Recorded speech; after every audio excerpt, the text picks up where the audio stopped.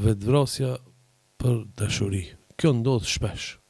Do me thonë, një mashkull ose një mashkull e do një femër shumë. Vunë shumë për ta. Do me pas gruje sen, edhe nuk i kthehet dashuria me dashuri, ose e tradhton me dikan edhe ki smunet me tu mo jetë. Më kujtu një përgjigje shumë interesante më lidhe me këtë. Shifne modelin që ofron Perëndimi dhe modelin që ofron Islami. Perëndimi çfarë modeli ofron te rasti i vetvrasjes për dashuri? Romeo dhe Julietën. Po. Edhe këtu gabimi. Ato janë vetvra. Kjo është gabimi, pikpyetja janë vetvra, supozojmë se janë vetvra. Mo kjo shembull i keq. Nuk është shembull që vlen të bëhet roman për të bëhet film për të bëhet, domethënë, modeli i trive. Cili është modeli i Islamit, apo thon? Yusufi alayhis salam dhe Zuleja. Po them. Yusufi u koni dashuruar me Zuleja. Jo, Yusufi. Kon Zuleja i dashuruar me Yusufin. Po. Edhe ka pas pushtetin mbi të. Me hadha Allah, mbrojt Zoti. Se nuk ban muslimani, domethënë mi dhon përparësi epshit, temë për cilën folëm në fillim, para logjikës. Para rregullave të fesë, pastaj para logjikës. Nuk mundet. Andaj ti nëse nuk i drejt me qenë me te, me pas jetë bashkëshortore, jetë intime, pa kuror, keme bo sabër. E Allah ka me të kompenzu sabrin, me të mirën këtë botë dhe ka me të adhuru personin fjallë. Nësë është besimtare, jetën pas vdekjes në ahiret. Edhe kjo punë zgjidhet. Andaj, porosit e Islamit janë se njeriu nëse dashuron në dikend, edhe nuk arrin të martohet me atë që e dashuron. Edhe ajo dashuri shkakton vuajtje shpirtërore te ai. Allahu i madhreshëm për shkak të dëshmërisë ka më dhënë shpërblimin këtë botë, ka më dhënë jetë këndshme, gruaje të bukur, gruaje të mirë këtë botë, edhe normalisht ka më dhënë xhenetin ahiret. Siç ndodhi me Yusufin alayhis salam. Yusufi alayhis salam e mbrojti vetveten, ishte nën pushtetin e Zulehas. Ajo kishte fuqi, kishte pushtet. E kërcënoi, tha Allahu mbrojt. Edhe nuk pranoi, domethënë me gjithë torturën që avonit tentativën për ta dhunu. Yusuf alayhis salam iku dhe shpëtoi, edhe u burgos. Mirë po, ruajtja e nderit, edhe në burg, shfrytëzimi i kohës për të thirrë njerëzit në besim Zotin një, e bën ata që të jetë figura kryesore në krejt e Egjiptit në atë kohë. Sidomos në vitet e krizës që kishin, jo vetëm Egjipti, por e gjitha zona. Edhe në fund, pastaj, domethënë ja dha Allahu atë që e don ai. Kështu është i themi na çdo triut. Nëse je dashuruar me një vajzë, edhe mundsohet me jetu me të, alhamdulillah. Po nuk mundsohet bën sabër. Sabrin e pagun Allah. Ruje nderin tan, edhe Allahu ka me ta paguajt. Në fund, ai thotë smuju në pa çkit person, smuj me paramenu jetën me dikant tjetër. Veç pa Allahun s'mundet me jetu njeriu. Veç pa Allahun. Ama njeriu mund me jetu pa gjithë njerëzit që ka dashur më shumë ti në jetë. Këshilla juaj është me bos sabër, 1 muaj, 2 muaj, 1 vjet, qetësohesh. Normalisht. Vend që të ofertë. E para na themi, do thotë çdo kush që ka domethënë dashuri ndaj një vajze, ose kanë dashuri të ndërsjellët. Po. Ata do të më insistu të prindë vet, mi bind ata, u bashku. Që na jemi domethënë dashurum njëri me tjetrin, e mendojmë se e meritojmë njëri tjetrin, edhe mos na e prishni kët qef tonin. Djali me fol me babën e vet, vajza me nanën dhe babën e vet. Nëse i bindin familjet, domethënë ata bashkohen. Nëse nuk binden familjet, ata nuk duhet e para me tradhtu Zotin, e dyta mi bë dam njëri tjetrit në aspektin moral, e treta me tradhtu familjen e vet. E katërta me dhon shembullin e keq në shoqëri. Edhe me bë sabër, sikurse e përmende. 1 javë, 2 javë, 1 muaj, 2 muaj, 1 vjet, 2 vjet, ai pasion, ai epsh që është ndërtuar nga dashuria për të fillon e venitet. Ti mundesh qetësohesh. Ti mundesh me ngel me një dashuri, domethënë pa fikur në brenda teje për atë person, ama më nuk e lun rolin atij problemi të madh që ka pas në fillim. Edhe andaj neve Islami na mëson që e para na mos shikojmë domethënë shumë djathtë e majtas domethënë gjemt femrat e femrat gjemt.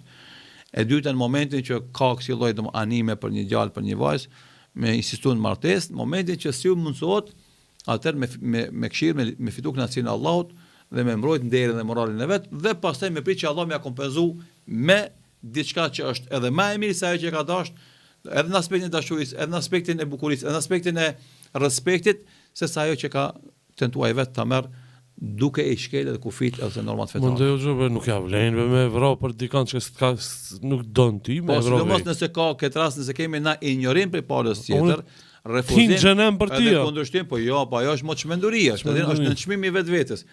Ajo të ka nënçmu për shembull, të ka ignoru, të ka ofendu, ti tash me up jetën për te, po ti kundas jetën, nëse ai jetën edhe xhenemin. Edhe te më shumë. Edhe tregoje e përsinë tënde ndaj tij. Domthonë, qoftë djali ka ignoruar që vajzat është. S'është më rëndësi. Asnjëni nuk ja vlen me up jetën për njëri tjetrën, sidomos për si gjëra që janë momentale, kalimtare dhe normalisht në adoleshencë doza e epshit është pak më e rritur dhe presionin psiqik që shkakton është më i madh, ama nuk është e pashirueshme. Veç dush me ftoh veten pak, me angazhu veten me dituri, me angazhu veten me profesionalizëm, me angazhu veten me aktivitete, me largu vëmendjen nga personi konkret, qetësohesh ratosh, pastaj Allahu ta kompenzon këtë sabër, këtë durim, këtë ndershmëri me, domethënë, partner tjetës më të mirë, e më të bukur, e më të dashur se sa ajo që ti ke dashur me marr ose me dhënë jetën për te se s'ka dashur ajo ti. Apo dëgjoni djem dhe vajza të reja, sidomos ju nga shkollat e mesme. Jo, është e turpshme, me ndodh në shoqëritë tona djem. Dëgjoni hozën, dëgjoni. Me qenë me rang si nivelit urt, xhenemi që vinë njerëzit për familjeve fetare, besimtar, janë fenomene të papranueshme me dhimbje të mëdha.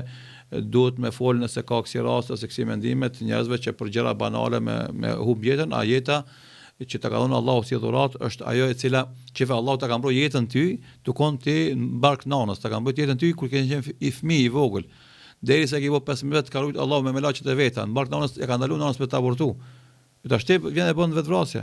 Mo shfrar të kthej na për 20 ditë. Ti shfryzoj jetën me vëlla me marr dije, me kontribu për zhvillimin e familjes tonë, shoqërisë tonë, me mush me vepra të mira dhe nesër më kënaq në xhenet. Edhe plus kjo jetë është e bukur, më kënaq. Gjithsesi kënaqu, me hallalin e madh që ka dhënë Allahu kënaqu.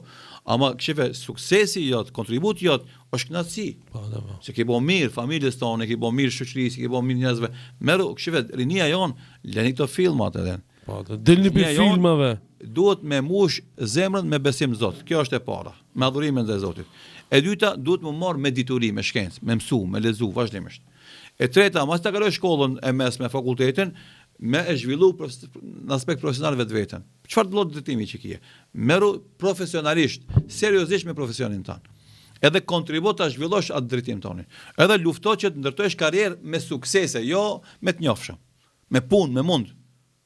Edhe normalisht pas të kemi bë, edhe pare, edhe autoritet, edhe kemi u gëzu se e keni mu familjen tonë, e keni ndryshuar statusin ekonomik familjes tonë, u keni mu shumë njerëzve, ke bo familje, ke grua, ke fëmijë, a kupton? Edhe kjo është kënaqësia më e madhe, suksesi më i madh. S'ke me met vetë me shku në shtëpi të pleqshme. Po ke bo familje, ke bo fëmijë, e ke mush shtëpinë, domethënë, e ke mush axhibabës shtëpinë me nipa me mesa. Edhe andaj familjet tona domethënë janë plot harre edhe gëzim edhe kënaqësi sepse jeta është shumë normale, besimi në Zot, zhvillimi domethënë intelektual, zhvillimi profesional, humanizmi, zemërgjërsia, këto japin kënaqësi njeriu në këtë botë. Normalisht pastaj ka edhe momentet e dëfrimeve, argëtimeve të veta të familjes vet, domethënë që i bën me halal dhe nuk e dhon Allahun subhanahu wa taala. Islami vëllazni shive, trive ton, djemve dhe vajzave tonë i themi Islami ta kënaq shpirtin, ta kënaq zemrën, ta kënaq mendjen, ta kënaq trupin, këtë jep kënaqësitë. Ama normalisht jo çdo sen që ti e dëshiron ta lejon. Po, da. Pse? Sepse Allah është i gjithdijshëm dhe ta ka leju atë që s'ka dëm te. Ose s'ka dëm prej saj. E ti me liru veten, domethënë çka dush, shive, kafsha si kafsh, nëse e shtim në një fushë ku ka jonç, ajo han pa kufizit nalës, i vjen e lezetshme. Ama foni frihet barki, edhe nëse nuk ja shpon barkun me dal ajo fryma, cof ngorth. Edhe njerëzit nëse ja lejon çdo gjë edhe këtë çka ka i shfrytëzon, ndodh e mbyt vetveten. Shembull shumë i bukur.